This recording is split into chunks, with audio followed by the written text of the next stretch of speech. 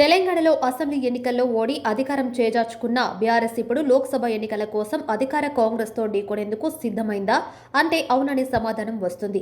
త్వరలో జరగబోయే 17 స్థానాల్లో ఒక్కటైనా గెలిచే దమ్ము మీకుందా? మీరు మగాలైతే ఒక్క సీటు గెలిచి చూపించాలని సీఎం రేవంత్ రెడ్డి తాజాగా చేసిన సవాల్కు కౌంటర్ ఇచ్చారు BRS working president MLA KTR. తాను సిరిసిల్ల ఎమ్మెల్యే పదవికి రాజీనామా చేస్తానని, రేవంత్ రెడ్డి కూడా సీఎం పదవికి రాజీనామా చేసి ఎక్కడో ఎందుకు తన సిట్టింగ్ స్థానమైన మల్కాజ్గిరిలోని ఎంపీగా పోటీ చేద్దాం, దమ్ముంటే సవాల్ స్వీకరించాలని, మగాడివైతే గెలిచి చూపించమంటూ పరుష పదజాలంతో సవాల్ విసిరారు. తనది మేనేజ్మెంట్ కోట అని పదే పదే విమర్శిస్తున్న రేవంత్ రెడ్డికి అంతే ధీటుగా బదులిచ్చారు కేటీఆర్.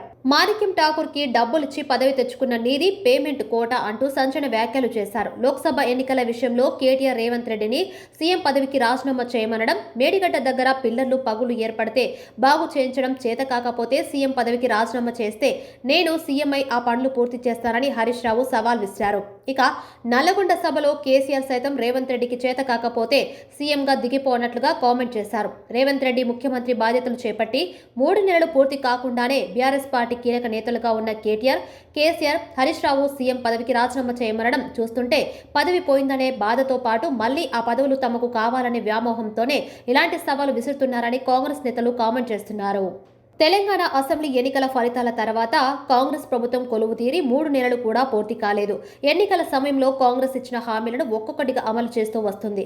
ఈ క్రమంలోని అధికారాన్ని చేజార్చుకున్న బీఆర్ఎస్ కాంగ్రెస్ ప్రభుత్వాన్ని పథకాల పేరుతో విమర్శించాలని చూస్తుంది. అయితే దీనికి కొనసాగింపుగానే లోక్సభ ఎన్నికలు కూడా జరగనుండటంతో రెండు పార్టీల మధ్య పార్లమెంటు ఎన్నికలపై గెలుపు ఓటముల గురించి సవాల్ విసురుకుంటున్నారు. తాజాగా బీఆర్ఎస్ ఎమ్మెల్యే, ఆ party working president KTR CM Revanth Reddy చేసిన సవాల్కి కౌంటర్ ఇచ్చారు. లోక్సభ ఎన్నికల్లో 17 స్థానాలు ఎందుకు, నీ సిట్టింగ్ స్థానమైన మల్కాజ్గిరిలో నువ్వు నేను పోటీ చేద్దాం, రా దమ్ముంటే మగాడివైతే గెలిచి చూపించు అంటూ సవాల్ విసిరారు.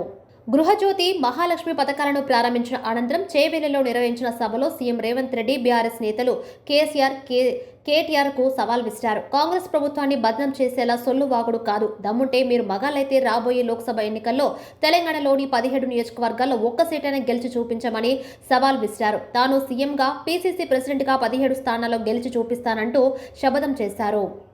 రేవంత్ రెడ్డి చేసిన సవాల్పై కేటీఆర్ వ్యంగ్యాస్త్రాలు చేస్తూ ప్రతి సవాల్ విసిరారు. గెలిచిన ప్రతిసారి మగవాడిని ఓడితే కాదు అంటావు అంటూ చురకలంటించారు కేటీఆర్. కొడంగల్లో ఓడిపోయినప్పుడు మగాడివి కాదా అని సెటర్లు వేశారు. కొడంగల్ జీహెచ్ఎంసీ ఎన్నికల సమయంలో పోటీ చేసి సవాల్ విసిరి పారిపోలేదా అని ప్రశ్నించారు. నిజంగా మగాడివి అయితే రైతులకు 2 లక్షల రుణమాఫీ చేసి ఆడబిడ్డలకు 2500 ఇవ్వు, ఇచ్చిన 420 హామీలు అమలు చేయమని రేవంత్ రెడ్డిపై సంచలన కామెంట్స్ చేశారు కేటీఆర్. సీఎం రేవంత్ కు ఇన్ఫీరియారిటీ ఉందన్నారు. అందుకే ఇలా మాట్లాడుతున్నారని ఎద్దేవా చేశారు. చివరగా రాజకీయాల్లో గెలుపు ఓటములు సహజమన్నారు. పదే పదే తనది మేనేజ్మెంట్ కోట అయితే రాహుల్, ప్రియాంకలది ఏం కోట అని ప్రశ్నించారు కేటీఆర్. మాణిక్యం ఠాకూర్ కి డబ్బులిచ్చి పదవులు తెచ్చుకున్న రేవంత్ రెడ్డిది పేమెంట్ కోటా కాదా అని తీవ్ర ఆరోపణలు చేశారు. పేమెంట్ కోటాలో సీటు తెచ్చుకున్నందుకే రేవంత్ ఢిల్లీకి పేమెంట్ చేయాలని, బిల్డర్లను బెదిరించాలి, వ్యాపారులను బెదిరించాలి, ఢిల్లీకి కప్పం కట్టాలి, బ్యాగులు మోయాలని తీవ్ర పదాజాలంతో విమర్శలు చేశారు కేటీఆర్. అందుకే భవన నిర్మాణ అనుమతులు నిలిపివేశారని, ఇప్పటి వరకు ఎన్ని పర్మిషన్స్ ఇచ్చారో చెప్పాలన్నారు.